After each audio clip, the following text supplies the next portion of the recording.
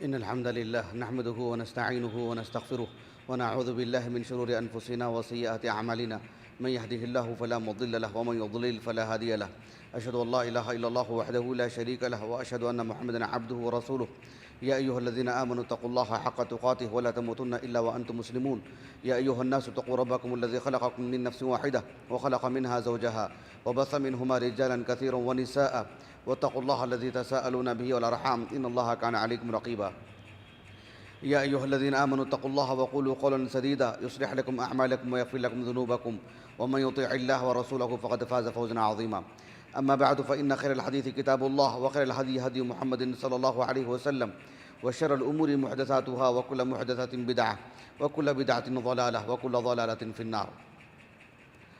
حاضرین جمعہ اور ذی وقار اہل علم، آج کے اس خطبہ جمعہ میں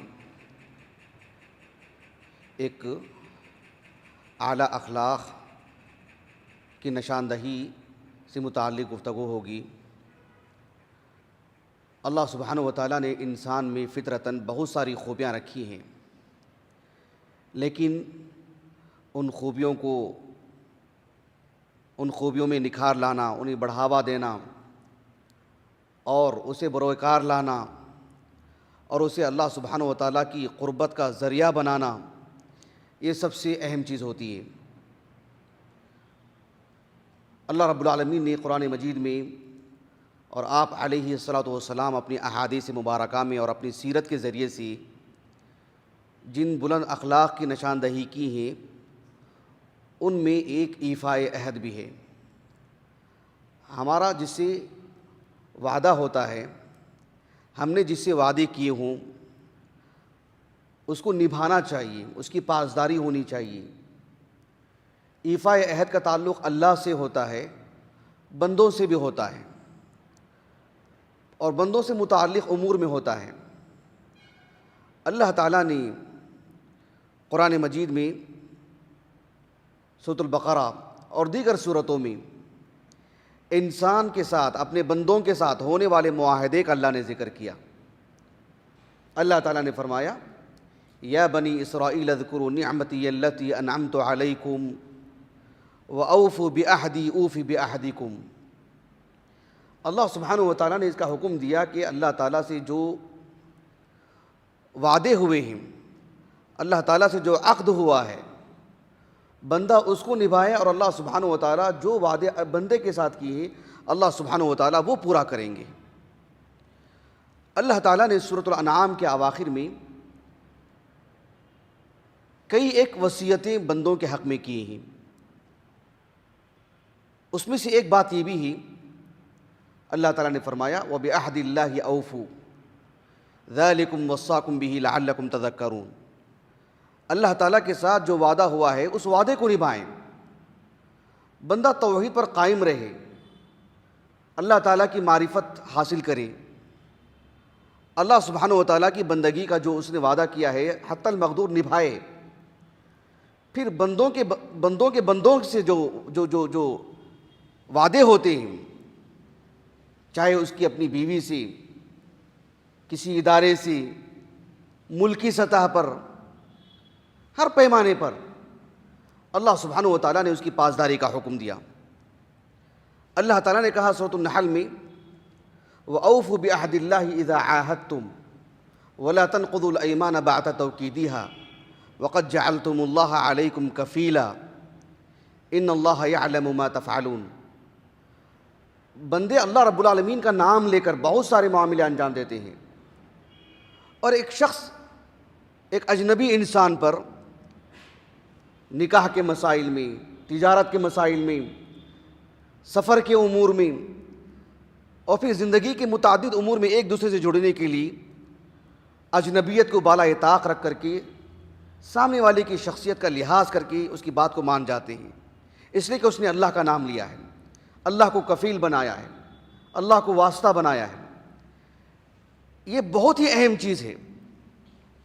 ابن منظور رحمہ اللہ نے، ابن فارس رحمہ اللہ نے الوفا کے جو بنیادی حروف ہیں الواو والفاء اور حرف معتل، اس کا بس آپ نے بنیادی معنی یہ بتایا کہ جو ہے یدل علی اتمام و کمال، کسی چیز کو پورا کرنا، یعنی اتمام عہد و اکمال شرط۔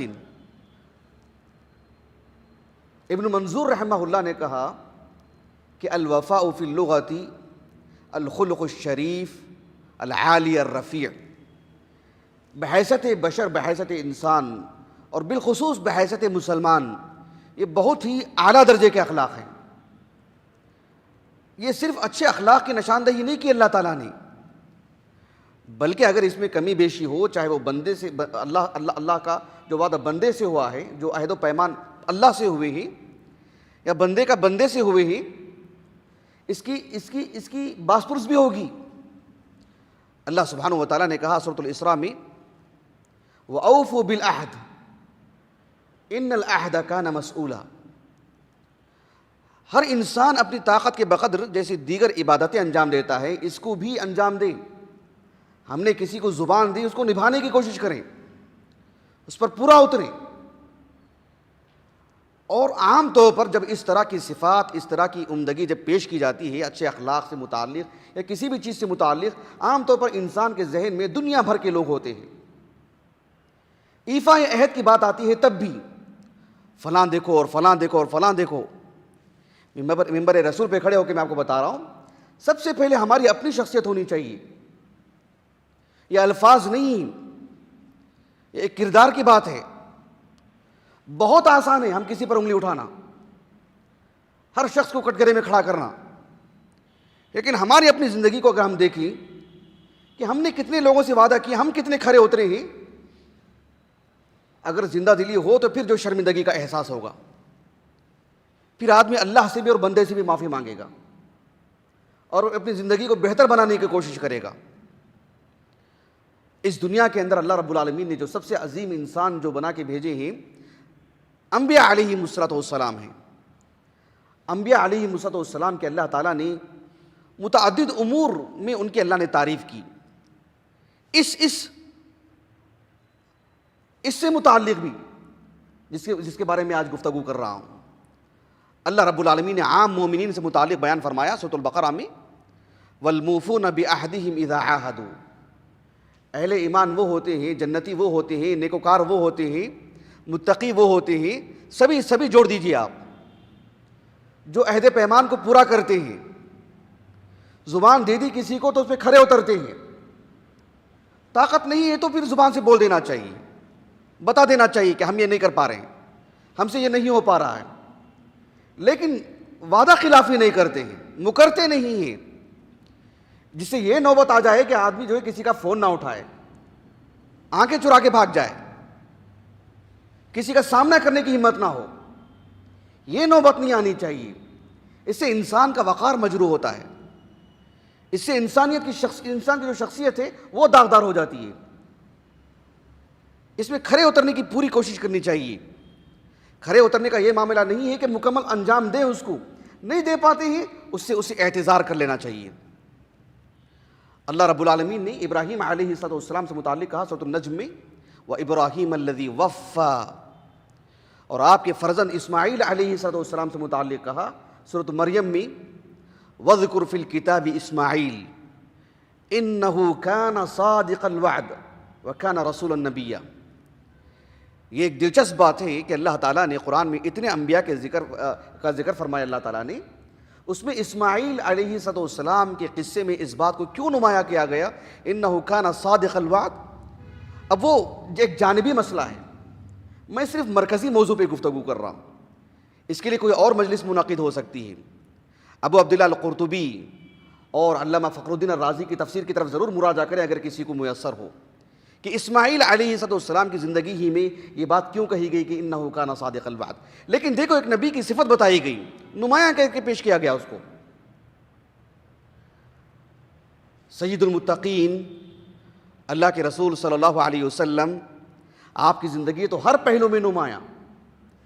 امام المحدثین امام بخاری رحمہ اللہ اپنے الصحیح کی کتاب الشہادات میں، حالانکہ یہ جو حدیث میں آپ کے سامنے ذکر کر رہا ہوں یہ حدیث ہرقل ہے جو احادیث طوال میں شمار ہوتی ہیں، لیکن امام بخاری رحمہ اللہ اپنے عادات کے اعتبار سے اس کو مختصر کر کے لائے ہیں۔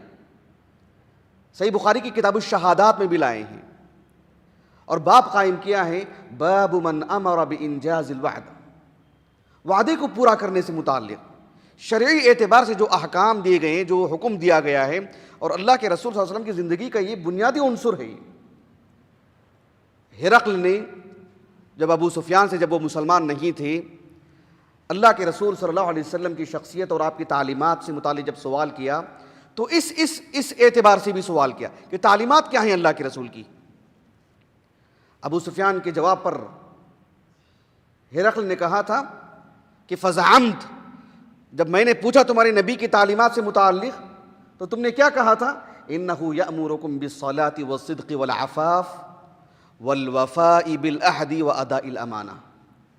یہ بھی ایک عنصر ہے اس میں، یعنی آپ علیہ الصلوۃ والسلام کی تعلیمات میں یہ بنیادی حصہ رہا ہے پہلے